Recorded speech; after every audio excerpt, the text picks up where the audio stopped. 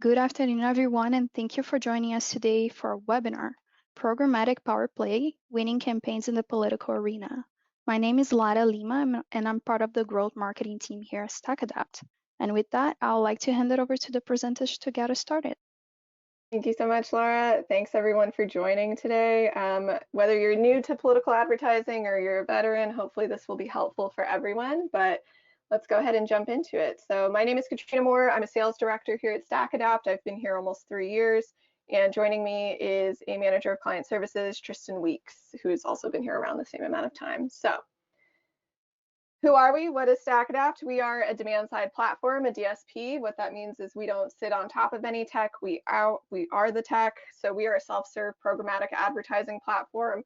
We only handle programmatic advertising, and Tristan and I do specialize in political and advocacy campaigns, and so we're excited to talk more about that today. In terms of the agenda, what you should expect to hear from us today: trends in politics, advertising channels to watch, how to effectively target voters, creative that is compelling to those voters, how to measure success, how we run political campaigns with StackAdapt, and then a wrap-up and Q&A. So jumping into trends in politics. Political ad spending, according to eMarketer, is expected to reach $11 billion in 2024 next year for the presidential cycle. We see that to be consistent. Spend always rises. About 1.8 billion of that will be attributed to connected TV alone. So that is something to be of note, since CTV is usually the biggest channel that we do see run political ads.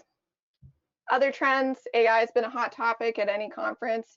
If you're familiar with the American Association of Political Consultants, AAPC, they have not condoned, or they're not in favor of AI use in terms of making creative. And then if you look in states like Washington State in particular, they do have requirements that if you are using AI to help make your creatives, that you need to disclaim that there was AI used in making those creatives. But AI is definitely a very hot topic. How are platforms going to be dealing with AI?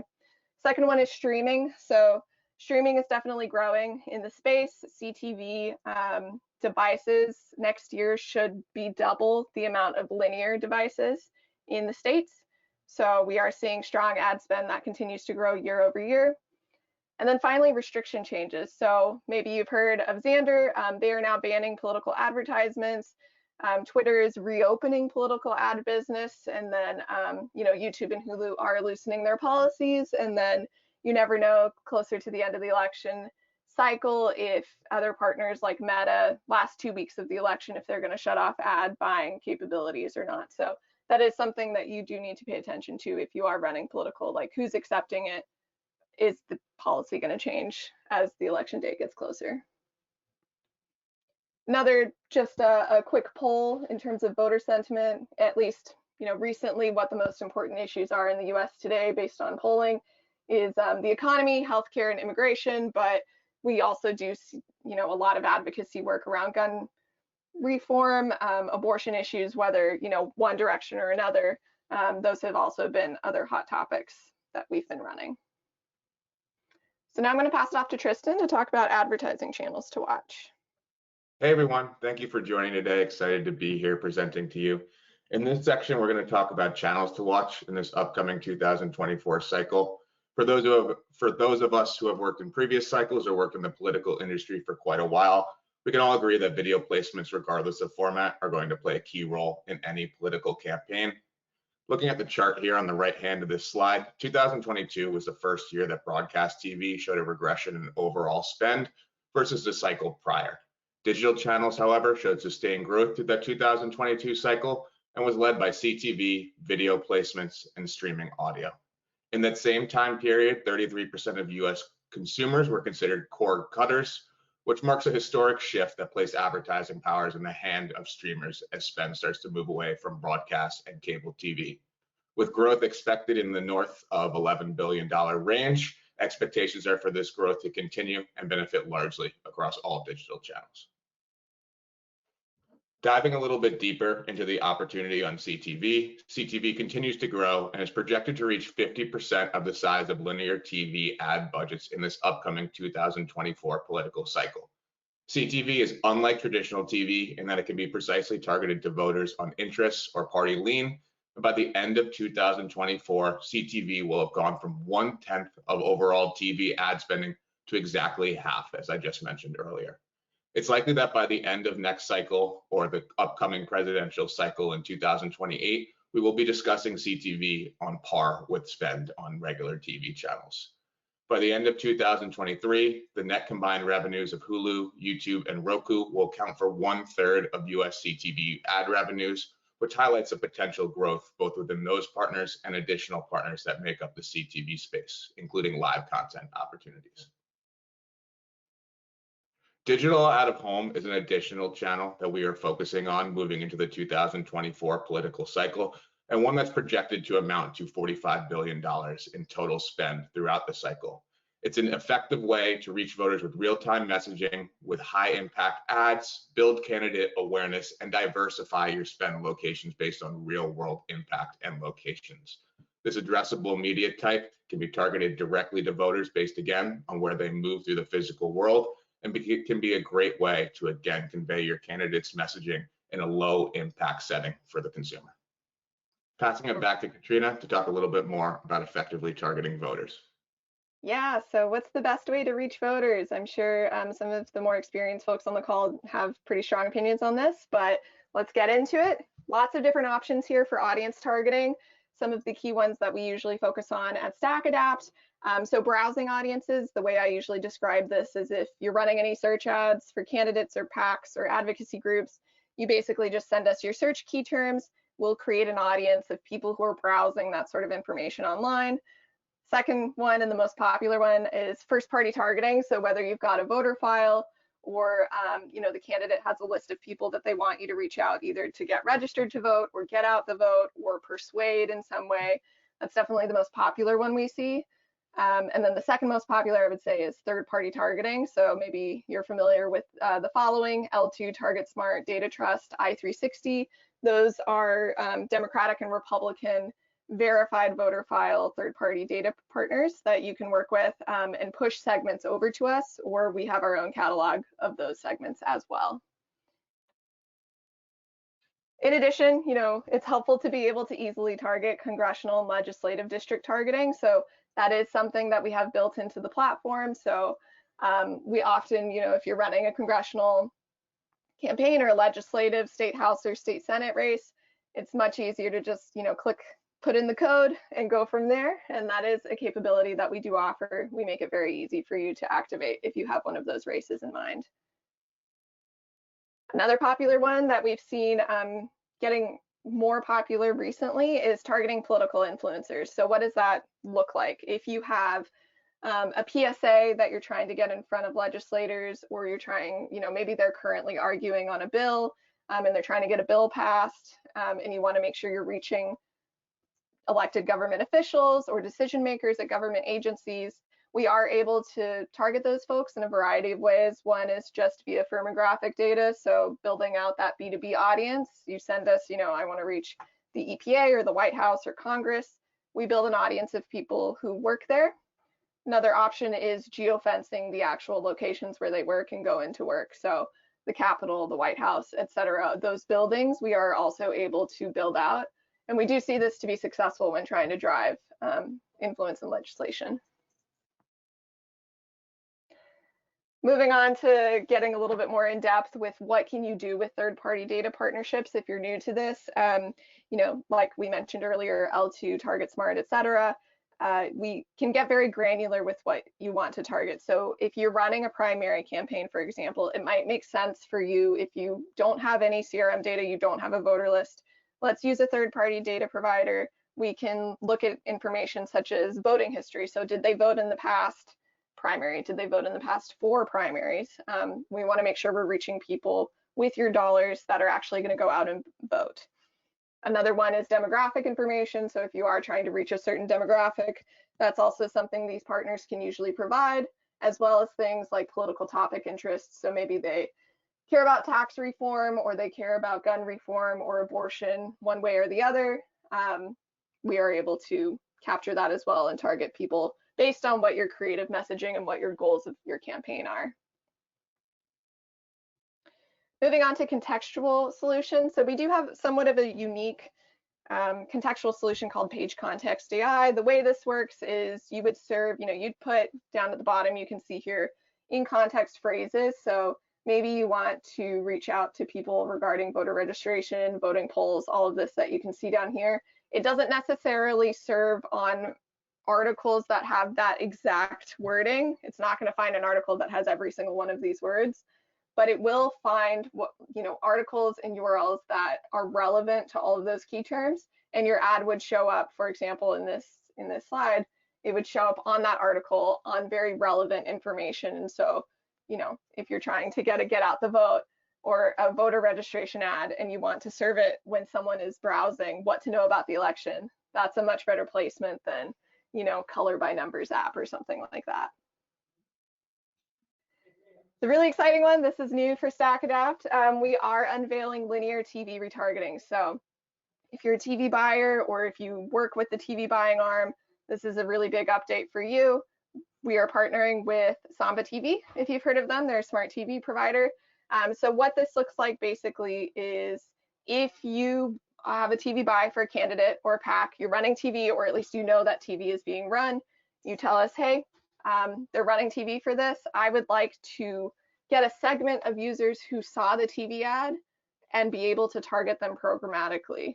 And you can set rules for this. If you want to only find the people who saw the TV ad, maybe they only saw the TV ad once or twice, you can tell us that rule set. We'll reach out to them programmatically to make sure that they haven't missed your messaging on TV. We're complementing that TV buy this way. Multi-channel strategies are also great. So we are in beta with digital out of home, being able to actually measure attribution of people who saw a digital out of home ad. This is just one example, but it is not uncommon for us to, for example, serve a CTV ad, collect the users who saw that ad, and then retarget them with a countdown unit, for example, display, just to make sure that they know when the election is. We are able to capture those voters who are on other channels, make sure we're reaching out to them on multiple different creatives so that we're not getting ad fatigue. Going to move on to creative. Lots of different ways to do creative here, but we're going to focus on the kind of more fun units. So first, on the display side, a couple different options here that are popular with us. First one is discovery ads. If you want to do basically digital polling and see how candidates are, or what candidate sentiment is, or maybe you're running a PAC and you want to know, what the PAC sentiment advocacy group. We can run discovery ads. The way those work are we serve ads to people who saw your ads. So this sort of unit we would serve, which candidate do you support, to people who saw your candidate's ads. And then we have a control group, people who are in that audience but have not seen the ads yet. That's one popular option. The next one is weather targeting. I haven't personally activated this, but I would love to. The way this works is you set a rule, whether it's raining a lot or if it's really hot one day. This is a heat example. You can activate an ad that's specific to it's way too hot, let's address climate change, something like that. Final one that I always like to remind people is not all of your voters know when the election is. I know we all know when the election is, but countdown units, especially for things like primaries, are very, very helpful to just remind users, remind voters, election day is this day, do you have a plan? Here's how to register to vote if you're in a state that you can still register. Here's your polling location, something like that. But countdowns are also another popular unit that we do run. If you're running any direct response, let's say you're doing some fundraising or you're just trying to run a really thorough ad program for political, this is one example, but we can rework it in many different ways. The way this example works, let's say you serve a native ad and you're basically doing a survey saying John Smith, what issue do you care about? And let's say they say taxes. We collect users based on how they respond and we can retarget them with a tax specific ad. Similar on the bottom example, education, if they elected education, we collect those users, we can retarget them with education specific ads to make sure that we're listening, we understand, and we want to address any concerns you might have. Final snazzy unit is broadcast banners. So the way these work usually is, and this can be a live broadcast. you just send us the YouTube link. Basically, we plug it in to a banner ad, and we are able to have live footage within a banner ad. Also one I haven't run yet, but I, again, would love to test it out and see how it works. I know other political team members have run these. So going to pass it back to Tristan to talk about measuring success. Thank you, Katrina. When it comes to measuring success on political campaigns, we are faced with a unique challenge when compared to other verticals, in that we're looking to measure the success of digital campaigns on an offline result. In the most cases, that is voting. Voting, of course, is determined at the end of a campaign, and we usually don't get those results until after media is run, meaning there's very few incremental levers or incremental indications as to the success of a campaign. For the most part in political, we've relied traditionally on polling, and that's another solution that we've made available digitally here at StackAdapt. Political lift studies can be used, as Katrina mentioned on earlier slides, to serve questionnaires or polling studies to users who have been exposed to campaign advertising, and then serve the same exact study questions to a set of users who live within that exact same audience, but have not yet seen campaign advertising. You can use those percentage results to compare lift across those two users or two sets of users and understand the incremental impact that advertising has on those users who have actually seen campaign ads. This slide shows examples that translates a political lift study into a traditional marketing funnel, where we can see different types of questions or different question examples to ask at different stages of a political campaign. We have favorability lean questions where we can ask questions about which candidate that a potential user may be intending to vote for or intending to be or currently aware of. And then we have persuasion questions, which dive a little bit more into the specific topic or messaging that a candidate may have. Lastly, when it comes time to understand get out to vote messaging, we can shift specific questions towards are you going to vote, or where are you going to vote, or which method are you going to vote, which can help us understand both potential election results as well as where last dollars or incremental dollars for a specific campaign can be best spent. When we talk about connecting the dots between the physical world, the online world, and the offline world, there is no better example than when running a CTV ad, having a brand lift study, and then using those real world results to inform the targeting of that CTV ad, creating a closed loop of measurement, advertising, and ideally performance or voting results. In this situation, we're targeting users that are likely voters with a CTV campaign, and then retargeting those users on display with our brand lift study, our political lift study, while we're also serving that same study to users who would live within that potential exposed group audience, but have not yet seen the ad, therefore making them that control group that you see on the right-hand side. We can use those real-time in-platform results to inform campaign strategy. One example is if users are answering for a candidate that's not favorable or a competitive candidate, we can serve those users alternative messaging, like Katrina highlighted on the creative side. Messaging that, again, maybe attacks that candidate or speaks more favorably of our existing candidate, while we can, again, continue to tailor message based on the other results of the survey. Beyond surveys, because we are talking about digital mediums, it's interesting to how we can bring data and audience attribution into the fold to, again, help measure voter results, as well as the impact of advertising on reaching those specific voters. Voter registration attribution and voter penetration attribution are two solutions where users of our platform are uploading first-party data, either that voter registration data, that specific voter data, or just data from donors that your political candidate has already collected. We're then taking that first-party data and comparing it to exposures from the advertising campaigns to understand the penetration of digital efforts on an overall campaign success. Shifting gears to how we run political campaigns at StackAdapt, it's important to prioritize a DSP that has access to all the inventory that, again, is important to your campaign strategy, but also helps reach your audience in the most effective way possible, meaning effective CPMs, but also broad reach when it comes time to addressing that specific voter lean audience or that specific first-party voter file that your candidate is interested in reaching. Access to these channels, but also 100% verified paths in the way of fraud and viewability is important to not only measuring campaign success, but ensuring that you're spending candidate dollars effectively and efficiently.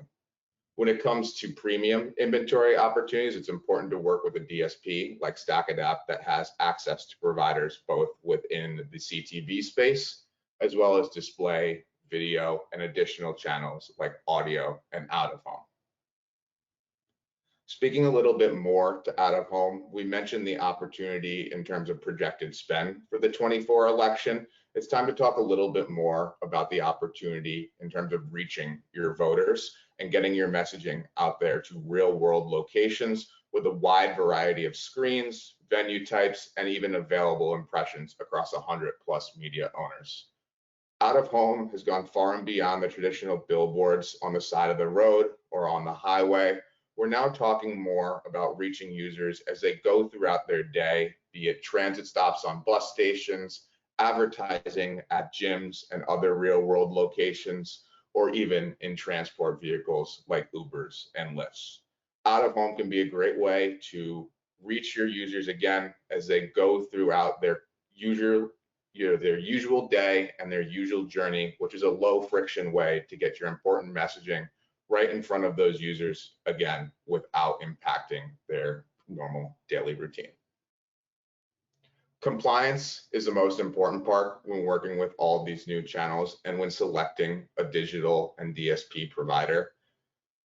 Our team at StackAdapt, our platform quality team, takes diligent focus on all of these channels to ensure that we are providing our clients with the necessary information to have creatives that are up to spec, that can maximize reach on these channels, can maximize available impressions, and do not come up against any rejections. Working with a provider that proactively connects with publishers and supply source partners to understand these needs and stipulations and helps inform you in terms of your advertising efforts and your creative developments is important in expediting speed, as we know when cycle timelines speed up and candidates are looking to get live as soon as possible. With that, we'll move on to a wrap up and QA, passing it back to Katrina to briefly wrap up our presentation. Thank you, Tristan. So I know we went through a lot pretty quickly, but just in summary, a couple things that we hope you take away from this. The first is advertising across multiple channels. So when you think about how you consume media, for example, hopefully none of y'all have ad block, but sometimes people have ad block. You can't reach them on display formats or native. And so advertising on CTV is a great way to reach those folks. But then, let's say you upload a first party voter list, we often find that you're not going to be able to reach that full voter list. They're not necessarily going to all be consuming CTV. So it's important, if you want to get the full reach, maximum reach of that voter list, you expand to maybe online video, audio, display, native. Advertising across multiple channels is the best way to get that high reach and to achieve your frequency goals if you have them. Second point is leveraging advanced targeting and creative tactics. I'm going back to the TV buying example or radio buying example. You cannot necessarily target a list of voters. The benefit of programmatic is you can get very precise with your targeting, from the audience level to the creative level down to the device and geo, and very quickly you can change those things versus TV, which books weeks at a time. So making sure you can reach people in a detailed way is important.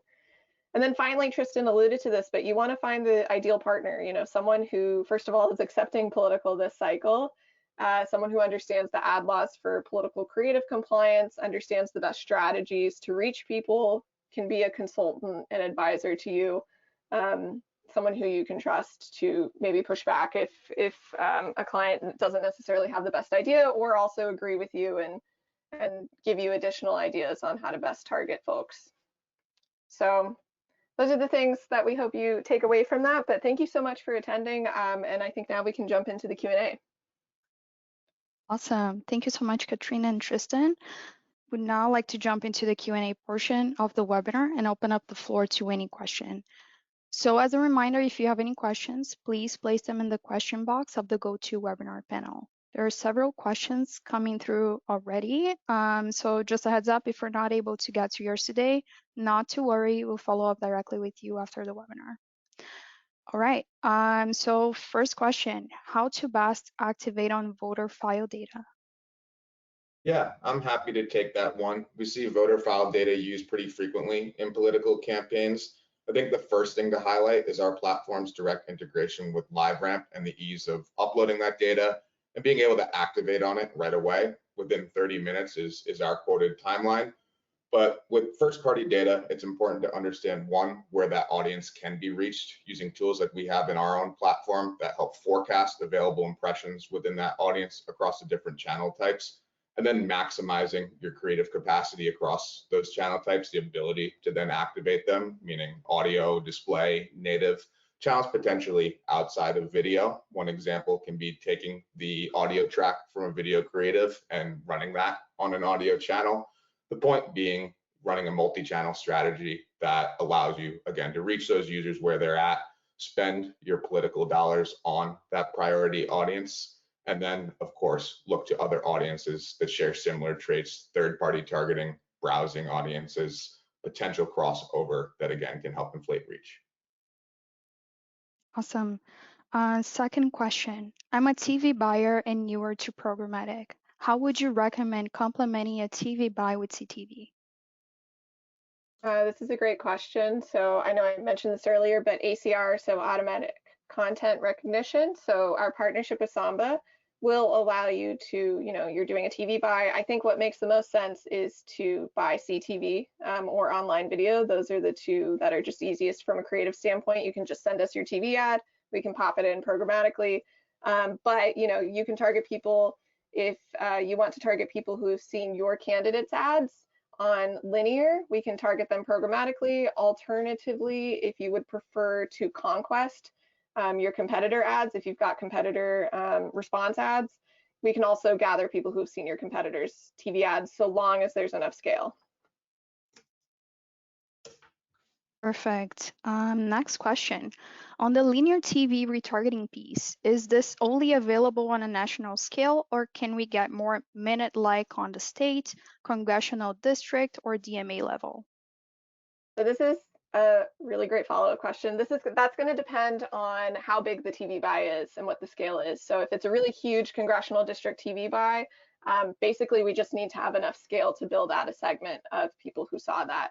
It doesn't usually work great for like state legislative TV buys, but the way this would work, if you are interested in this, please reach out to us and let us know the name of the TV advertiser that you want to target programmatically, and we can look into feasibility and see what that audience size would look like. Perfect. Next question. Can you please go over the process to get campaigns approved to run ads? Yeah, absolutely. I'm happy to take that one. We have content guidelines for sensitive verticals, specifically political, that can be provided to you and your teams to help develop campaign strategies and creatives that fit within any targeting stipulations, any disclaimer stipulations, or any other creative messaging guidelines. Beyond that, we can also work with you to get that information, meaning your creatives, your click URL, any other necessary candidate or client information in front of our platform quality team. They can then take that to advertising supply partners and get an understanding of any feedback, or again, give you that pre-approval that campaigns are approved to run. But if creatives and targeting are within our guidelines and stipulations, setting campaigns up within StackAdapt and pressing to the launch is a majority of all you'll need to do to be approved to run ads. Okay, thank you, Tristan. So how is StackAdapt approaching the deprecation of cookies in the second half of 2024 when the election will really start heating up? Yeah, so I mean, first of all, we have a couple different solutions, but my personal hope is that Google continues to kick this down at least until after the election, but that remains to be seen. But in terms of cookieless solutions, so the first one is we do have multiple different contextual solutions. Those don't rely on cookies. So you are able to just target URLs. You're also able to just target broadly inventory deals if that's of interest. But the main big response that we have, we're partnering very closely with LiveRamp. And so we're working with something called their Ramp ID solution, which is a solution to the cookieless deprecation. And so one way that we do that, we match users more than just cookies. We also match them on device IDs and IP addresses, and those haven't been deprecated yet. So that is one way that ramp IDs tackle the cookie issue, is by matching on those other identifiers. So long story short, we are actively preparing and feel prepared to conquer this, especially because most of the political targeting is going to be on first-party CRM lists, voter lists, and partnering with LiveRamp is going to be the best solution to make sure that you're not in trouble when cookies get deprecated. Perfect. And I think we have time for one last question. How do you handle ad fraud and ensure that the ads are being shown to real voters? I can take this one. For those of you who are not already clients of StackAdapt, it's helpful to go over our platform quality policy. At StackAdapt, we have a two-prong approach to ad fraud and ensuring that we're running on valid websites. The first prong being that platform quality team and their human review process. Every bid request that becomes available within the bid stream is reviewed by that team before we approve any website to be run on for advertising purposes on our platform. That list is just over 120,000 domains and apps. It's also verified in the second prong of this approach by our third-party partners at Moat, an Oracle company, for valid traffic, viewability percentages in terms of display units, and additional analysis, again, to ensure that we are reaching real voters on real website opportunities. Advertisers on our platform also have additional levers around curating inventory, and we are one of, if not the only, platforms in the DSP space where every dollar, every penny that is spent will be matched to the domain, app, or bundle ID where it has been spent for your investigation, optimization, and of course, reporting capabilities. Amazing. Thank you so much once again, Katrina and Tristan. And that concludes today's webinar. Thank you all for attending today. We hope you found it both informative and insightful. We'll be sending out a follow-up email with the recording to all registrants, as well as a political playbook, so stay tuned for the emails that come through. And please don't hesitate to reach out with any other questions that you may have. Thanks again for joining us, everyone, and enjoy the rest of your day.